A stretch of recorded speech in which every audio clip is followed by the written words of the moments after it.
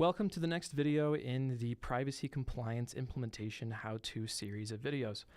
This video will be focused on helping us identify, using audits, what pages on your website might be missing essential elements for your privacy compliance strategy. These are elements like the consent banner, an example of this on our site, or a privacy policy link.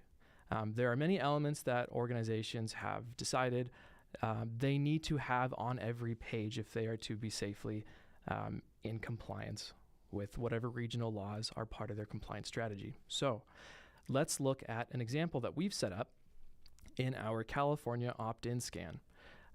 Now this solution will look at outputting the results in the browser console logs report.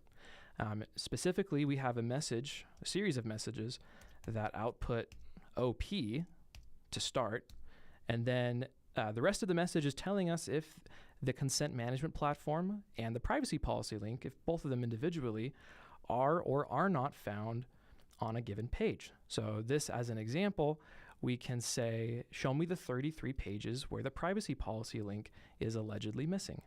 Then we can remediate using this information and find these pages and make sure that the privacy policy is added. So that's the end goal. Now, the setup is going to be using on-page actions. On-page actions allow us to execute some sort of automation on as many pages as we'd like. We check this box to indicate we want to apply this to every page in the audit. And this JavaScript is what's doing the job of checking for the presence of whatever element we're checking for, and then console logging the result. Was it found or was it not found? And we're doing this again for both the privacy link and the consent banner. So this will require some very simple JavaScript programming, but if you're up to the task, what I'd recommend is going to our Help Center to find out more information about the code itself. You can get some boilerplate template here. You're really just finding a CSS selector that identifies reliably whatever element that we're trying to identify the presence or lack thereof of. And then a corresponding message that you can tailor yourself if you would like. That will be the result in your browser console log report in the audit.